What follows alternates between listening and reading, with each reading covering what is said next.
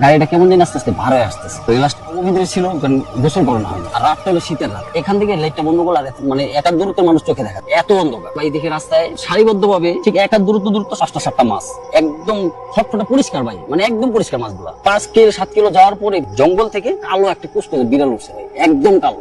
ওই সিচুয়েশন আমি পুরা ভাই আমার ঘাম ঝরঝরায় পড়তেছে, মানে আমার শরীরে ঘাম ছেড়ে দিয়েছে। তার সাথে সাথে শরীরের পোষণ দাঁড়ায় গেছে। এমবিসিনা থেকে ছুটাইছি নোয়াখালী রামগঞ্জের উদ্দেশ্যে। তখন প্রায় 7টা বাজে। উঠানোর পরে আপনার দাউদকান্দি যে ব্রিজটা আছে, ব্রিজটার ওইখানে প্রচন্ড জ্যাম, কারণে 3 ঘন্টা 3.5 ঘন্টা ওখানে আমার সময় নষ্ট হয়ে যায়। নষ্ট হওয়ার পরে আমি দাউদকান্দি পার হয়ে আপনার কচুয়া ডাইরি যে একটা রোড ঢুকছে, রোডটা ছিল ইটের সোলিং এর। কিছু কিছু জায়গায় ভাঙা আছে, কিছু কিছু জায়গায় কাজ হয়েছে। তো যাওয়ার পরে এর সাথে লোক ছিল আপনার 5 জন। 3 জন ছিল ইয়াং বয়সী আর 2 জন ছিল মুরব্বী। তো ওই 3 জন ওই জ্যামের ভিতরেই ওনারা ঘুমায় গেছে। ঘুমায় যাওয়ার পরে যে মুরব্বী 2 জন ছিল, তো ওনাদের আমি বলছি দেখেন ওনারা তো ইয়াং বয়সী, তো ওনারা তো ঘুমায় গেছে, জ্যামের কারণে দুর্বল হয়ে গেছে, কারণ ওনারা ঘুমায় গেছে। তো আপনারা তো মুরব্বী আছেন, একটু বয়স ভার আছে, আপনার একটু দোয়া কালাম ছোড়া বলেন, যেহেতু আমরা মুসলিম ভাই। তো ওনাদের বলার পর ওই মুরব্বী 2 জন আপনার 1.5 ঘন্টার ভিতরে ওনাদের চোখ লেগে গেছে, ওনারা ঘুমায় গেছে। ঘুমায় যাওয়ার পরে কচুয়ার ভিতরে ঢুকলাম। 5-7 কিলো যাওয়ার পরেই গাড়িটা কেমন যেন আস্তে আস্তে ভার হয়ে আসতেছে, মানে ভার হয়ে আসতেছে। আসার পরে যত সামনে আগাচ্ছি ততই আস্তে আস্তে একদম নিস্তব্ধ নীরব হয়ে যাচ্ছে। তখন 1:30-2:30 বাজে। সামনে আমরা 2 জন ছিলাম, আমি আর আমার হেল্পার। আমরা এই 7 জন গাড়ির ভিতরে, আমরা 2 জন ড্রাইভার হেল্পার আর 5 জন। 7 জনের ভিতরে আমরা 2 জন জাগলা আছি গাড়ির ভিতরে, আর ওনার 5 জন ঘুমাই গেছে। যাওয়ার পরে তখন আর কি আমার চোখে হালকা একটু ঘুম ঘুম ভাব। তা আমি তো ভাই ড্রাইভার, আমার আর ঘুমাইলে চলবে না, নিজের ভিতরে হিম্মত রেখে গাড়ি চালাই। যাইতেছি কিছু দূর কচুয়ার 7 কিলো পার হওয়ার পরেই মানে আপনার বাম পাশে হচ্ছে খাল, মরা খাল, পানি নেই। পানি যদি থাকে আপনার এতটুকু পর্যন্ত পানি, এতটুকু পর্যন্ত কাদা, হ্যাঁ হাঁটু পর্যন্ত কাদা। ডান পাশে হচ্ছে আপনার কৃষকের আবাদের ক্ষেত, বিভিন্ন রকম কৃষক আবাদ করছে। এই 5 কিলো 7 কিলো যাওয়ার পরে ভাই দেখে রাস্তায় সারিবদ্ধ ভাবে ঠিক এক এক দূরত্ব 6টা-7টা মাছ।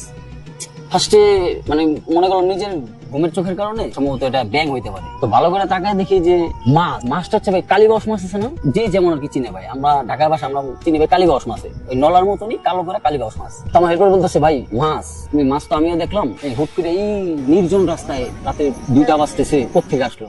পরে মনে করলাম যে মনে মাছের গাড়ি থেকে মাছ পড়তে পারে, তার ওটা কেয়ার করলাম না। আমরা আমাদের গন্তব্যস্থলে আগাইতে শুরু করলাম। 1-1.5 কিলো যাওয়ার পরে এক সারিবদ্ধ ভাবে দেখি 10-12টা মাছ। তখন আমার বুঝতে বাকি নেই, দেখে এখানে আমার সাথে উল্টা পাল্টা কিছু ঘটতেছে না।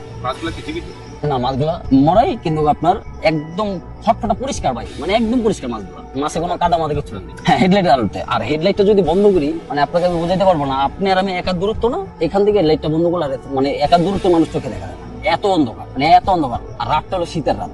ওই সিচুয়েশন আমি পড়া ভাই আমার ঘাম ঝরঝরায় পড়তেছে, মানে আমার শরীরে ঘাম ছেড়ে দিয়েছে। তা আমি তো ভাই আগেই বলছি আমি ড্রাইভার, আমার মানে ভয় পেলে চলবো না। তা আমার হেল্পার তো একটু নার্ভাস হয়ে গেছে, বলতেছে ওস্তাদ পজিশন তো ভালো দেখতেছি না, আমি কি আল্লাহ ভরসা, আল্লাহর ডাক চিন্তা করিস না। তখন আমি ওর 5 জন ওনাদের ডাক দিইনি, ওনারা ঘুমাইতেছে, ঘুমাক। এগুলো তো ভাই আমাদের দেখতে দেখতে অভ্যস্ত। তো যাইতেছি ওই মাছগুলা কাটাই যাওয়ার পরে কিছু দূর যাওয়ার পরে ভাই আমার লক করা গাড়ি, মানে এই ব্যাগ গেলাম পুরো গাড়ি লক, একদমই আমার লক করা গাড়ি কিভাবে লক খুলে গেল লাস্ট দিয়ে দিচ্ছি পিছন থেকে। হ্যাঁ মানে আমার ব্যাগগুলা পুরো ওপেন করে ফেলাইছে, মানে কারো বাবার সাধ্য নাই ভাই যে আমার লক করা গাড়ি বাইরে থেকে কেউ খুলবো, মানে কারো বাবার এই দুনিয়াতে সাধ্য নেই। আমার লক করা গাড়ি খুলে ফেলাইছে। তখন তো ভাই অবস্থা পুরো খারাপ। ওই লাস্ট যারা আসলে 5 জন ওনারা তো হাও মা করে চিৎকার দিচ্ছে, চেঁচামেচি করে। তখন আবার আমি একটু মানে আমি নিজেই ওনাদের একটু রেগে গেলাম যে আপনার মাছ পরে নাই, আধা হাত একটা মানে একটু বের হয়ে গেছিল, পাটা একটু ঝুলে গেছিল, স্ট্রেচার থেকে একটু ঝুলে গেছিল, মানে ব্যাগডালা যে টান দিছে ভাই। আমি তো সামনে, আমি ড্রাইভার, আমি সামনে, আমার কানের এখান থেকে মনে হয়েছে একটা বাতাস বেরিয়ে গেল, মানে সারা করে একটা বাতাস বেরিয়ে গেল। হুট করে কি হলো, পিছিয়ে টাকা দিকে আমার ব্যাগডালা খুলে গেছে, অটো লক করা গাড়ি, হ্যাঁ খুলে গেছে। পরে ওনাদের সাথে আমি চেঁচামেচি করে উঠলাম যে বারবার বললাম যে আপনারা দোয়া কালাম পারেন, ছোড়া পড়েন, দোয়া করেন, তার কাছে একটু দোয়া পড়েন। আপনারা ঘুমাই গেছেন, আপনারা যে 2 জন মুরব্বী ছিলেন আপনারাও ঘুমাই গেছেন, আপনাদের একটা দায়িত্ব আছে না। আমার হেল্পারে তখন বললাম যে তুই নাম, দেখ ব্যাগডালাটা লাগা। ও ভাই তো নামেই নাই, ও আর 4 হাত পা একসাথে গোটাই নিছে। তো পরে এক প্রকার ওরা আমি বললাম যদি তুই না নামাস, পরে আমি গালি দিছি, গালি দিয়ে পরে আমি নিজে নামছি, তুমি যাও আল্লাহ ভরসা। আমি নাইমা সোজা করলাম, সোজা করে ব্যাগগুলা নিজে লাগাইলাম, লাগা গাড়ি থেকে দূরে টিস্যু বের করে দিয়ে মেঝেদের চারপাশে একটু গাড়িটা আগুনে ছেক দিলাম। যদি বাজে কোনো বদ থেকেও থাকে আমার পিসটা ছেড়ে দেয়, এটা জানতাম। এটা আর কি মুরব্বীদের শোনা কথা যে আগুন টাগুন সাথে থাকলে নাকি বদজিন বা সেগুলা কিছু নিতে পারে না বা সাথে এসে আঘাত করতে পারে। অ্যাম্বুলেন্সের ভিতরে একটা আছে লাশ, ওটার ভিতরে বাধা থাকে, কিন্তু আমাদের যেটা অ্যাম্বুলেন্স ওটার ভিতরে বাধা থাকে না, জরুরি যেটা সার্ভিস, ইমার্জেন্সি সার্ভিস, ওটাতে বাধা থাকে না। তো এই স্ট্রেচারের ভিতরে 2টা লক আছে, এরকম 2টা লক হাতলের মাঝখানে কি স্ট্রেচারের মাঝখানে থাকে লাস্টটা। তো এখানে লাস্টটা ভাই আমি পরে লাগানোর পরে উঠলাম, ওঠার পরে 1.5-2 কিলো আগে গেলাম, আগে যাওয়ার পরে হাতের জঙ্গল থেকে বামে যে একটা খালের ঢাল আছে না, জঙ্গল থেকে কালো একটা কুচকুচে বিড়াল উঠছে ভাই, একদম কালো। আমার লুকিং গ্লাসে দেখি ও আমার সাথে চাকার সাথে সাথে আমার গাড়ি ওরা নিয়ে চলতেছে, ও দৌড়াইতেছে। পরে আমার হেল্পারে বললাম যার একটা ধাওয়া দে, আমার হেল্পার বডিতে থাপ্পড় দিয়া গালি দিয়া বিড়ালটা ধাওয়া দিল, তাও বিড়ালটা যাইতেছে না যাওয়াতে কি করলাম, আমি বামে চাপ দিলাম, রানিং গাড়ি বামে চাপ দিয়া ফুস করে ধাওয়া দিলাম, ওর মতন চলে গেল। তার কিছু দূর যাওয়ার পরে ভাই হাজীগঞ্জ একটা মোড় আছে, চাঁদপুর হাজীগঞ্জ, ওই মোড়ের আগে ওইখানে আপনার মনে করেন যে তখন প্রায় অলমোস্ট 4:15 4:30 লাস্ট মুভমেন্টে ভাই আমার পেটের ভিতরে এরকম প্রেশার কিক করছে, এরকম চাপ দিছে যে আমার পেট মানে নষ্ট হয়ে যাবে, আমি আর সহ্য করতে পারতেছি না। ওই অবস্থায় গাড়ি থামাই আমি মনে হয় সাথে সাথে পোশাক করতে দাঁড়াইছি, দাঁড়ায় সাথে সাথে একসাথে দূরেছি, আমি টানতেছি না, হাতে রেখে দিচ্ছি। রেখে দেওয়ার পরে আজান দিল, আজান দেওয়ার পরে আল্লাহ নামলে আবার উঠলাম, চোখে পানিটা নিয়ে বাড়িতে গেলাম। তখন গাড়িতে নামাইনি, বাড়িতে এরকম পরিবেশ যে মনে 300-400 বছর আগে ওই বাড়ি ত্যাগ করে সবাই চলে গেছে, এরকম ভূতের পরিবেশ বাড়ি, মানে বাড়িতে যা পাড়া দেওয়ার সাথে সাথে শরীরের পশম দাঁড়ায় গেছে, সেটা কি হইতেছে যে যার মতন ঘরে চলে গেছে, মানে একটা নতুন একটা ঘর করে রাখছে, মানে ওটা কোন রকম ওনারা থাকার জন্য বছর শেষে 1 বছর 2 বছর পর মানুষ যে থাকে না, ওই রুমে সবাই ঢুকে গেছে যে যার মতো। আমি আর আমার হেল্পার যে আমরা দুজন মানুষ বাইরে, আমরা কি মানুষ না জানোয়ার, ওনারা এটা কিছু মনে করলো না, ওনারা চলে গেল, লাস্ট বাইরে উঠানে ফালা রাখলো। তো লাস্ট আমার হেল্পারে বললাম স্টেশন থেকে নামায় আপনার নিচে রাখার পরে আমার হেল্পার ঘুমানোর পরে মনে করেন যে সকালবেলা যখন হয়েছে তখন ওনাদের সাথে একটু চিলাচিলি করলাম যে আপনারা মানুষ নাকি, এরকম একটা ভূতের পরিবেশের আপনারা দেখেন এখানে একটা মানুষ বাস করতে পারে, আমাদের আমরা 2টা মানুষ বাইরে, আপনারা চলে গেলেন, কাজটা আপনারা একদম ঠিক করেন।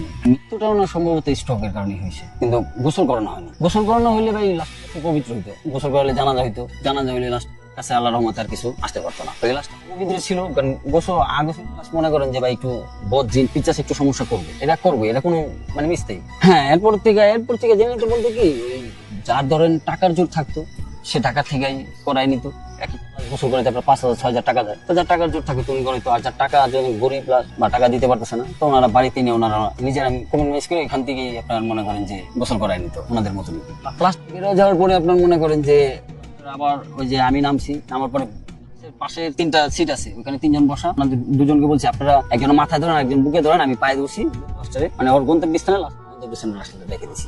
না এমনি আর কোনো ক্ষতি, আল্লাহর রহমত আর কোনো ক্ষতি করেনি। আমি যতটুকু ভাই দোয়া সূরা কালাম পারি আমার ভিতর থেকে আমি পড়ে গেছি, আমার ভিতরে আমি সাহস রাখছি, হিম্মত রাখছি যে আল্লাহ ভরসা, আমার রব আমার সাথে আছে, ইনশাআল্লাহ আমার কিছু হবে না, তো আমার কোনো ক্ষতি হয় না ইনশাআল্লাহ, আমাদের হেল্পার ড্রাইভার কোনো ক্ষতি হয়নি। আমরা মনে করেন যে আর এইভাবে আমাদের চলে ভাই।